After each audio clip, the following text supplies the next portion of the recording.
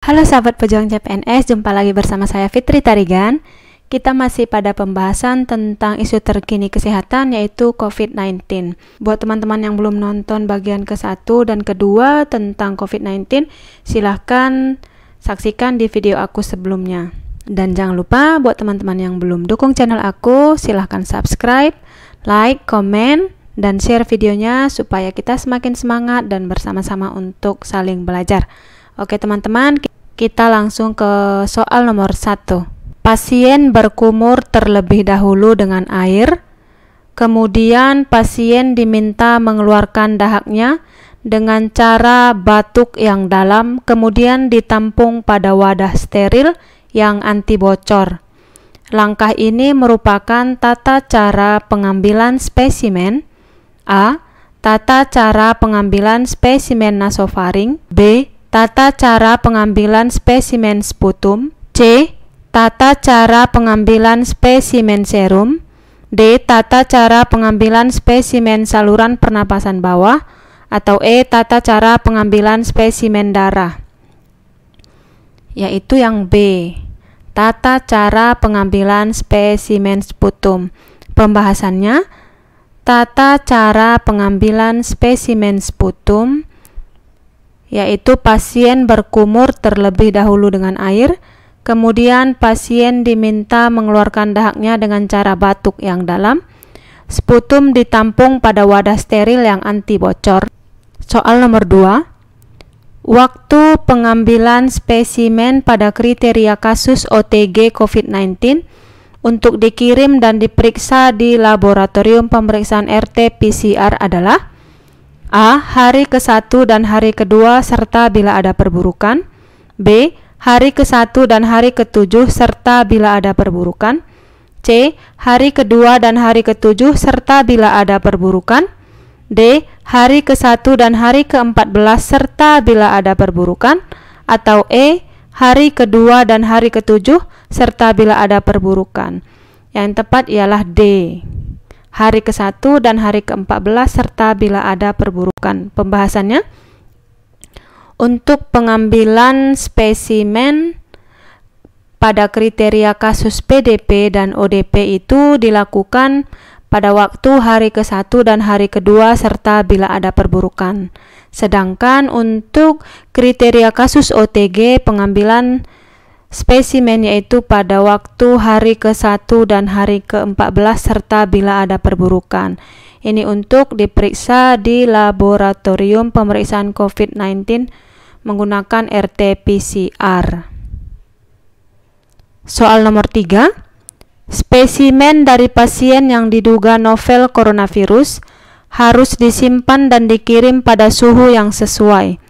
Spesimen harus tiba di laboratorium segera setelah pengambilan. Penanganan spesimen dengan tepat saat pengiriman adalah hal yang sangat penting. Sangat disarankan agar pada saat pengiriman spesimen tersebut ditempatkan di dalam cool box dengan kondisi suhu A. 1 sampai dengan 2 derajat Celcius, B. -1 sampai dengan -2 derajat Celcius, C. 2 sampai dengan 8 derajat Celcius, D. -2 sampai dengan -8 derajat Celcius, atau E. -4 sampai dengan 6 derajat Celcius. Yang tepat ialah C. 2 sampai dengan 8 derajat Celcius. Pembahasannya, spesimen dari pasien yang diduga novel coronavirus harus disimpan dan dikirim pada suhu yang sesuai. Spesimen harus tiba di laboratorium segera setelah pengambilan. Penanganan spesimen dengan tepat saat pengiriman adalah hal yang sangat penting. Sangat disarankan agar pada saat pengiriman spesimen tersebut ditempatkan di dalam cool box dengan kondisi suhu 2 sampai 8 derajat Celcius. Atau bila diperkirakan lama pengiriman lebih dari 3 hari, spesimen dikirim dengan menggunakan es kering atau dry ice. Soal nomor 4. Di bawah ini adalah gejala klinis yang ditunjukkan oleh penderita terjangkit virus COVID-19 kecuali A. Tidak selera makan, B. Demam, C. Batuk pilek, D. Gangguan atau sesak pernapasan, atau E. Sakit tenggorokan. kecuali yang A. Pembahasannya,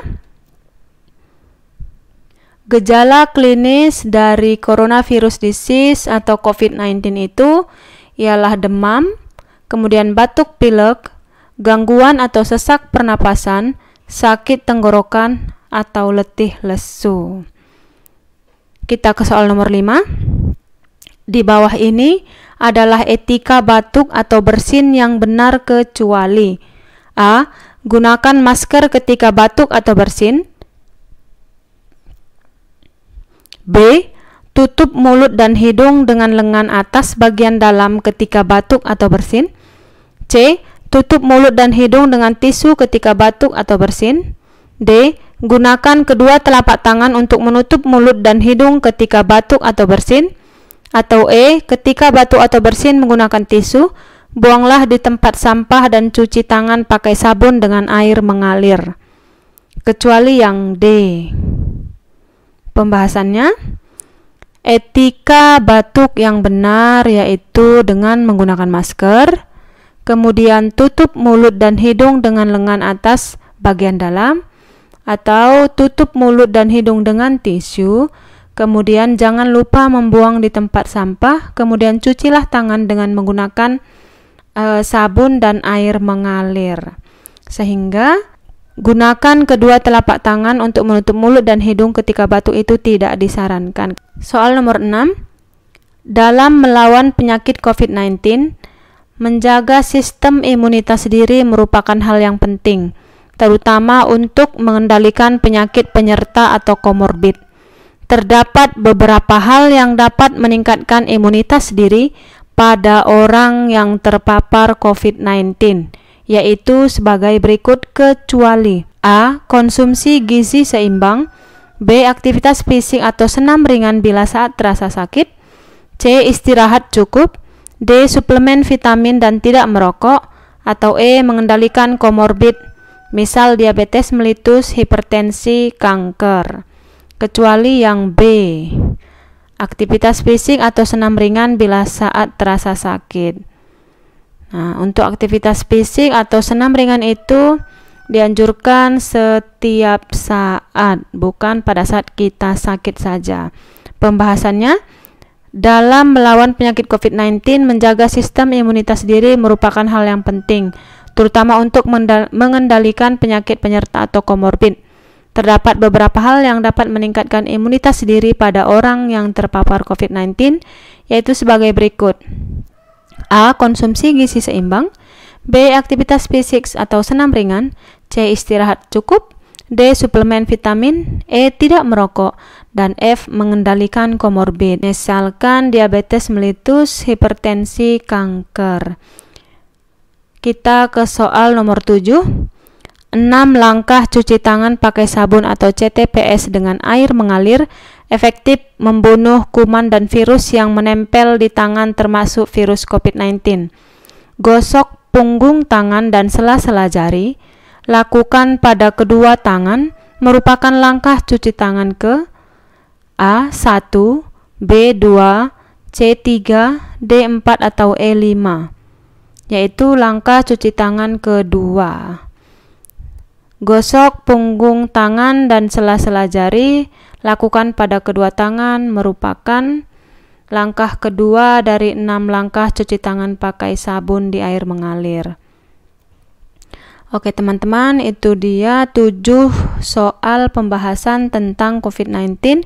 Jangan lupa saksikan pembahasan COVID-19 di video part 1 dan part 2. Mudah-mudahan video ini bermanfaat dan teman-teman semangat belajar, siap-siap untuk mempersiapkan diri, mudah-mudahan kita dalam keadaan sehat. Oke teman-teman, sampai ketemu di video selanjutnya. See you, bye-bye.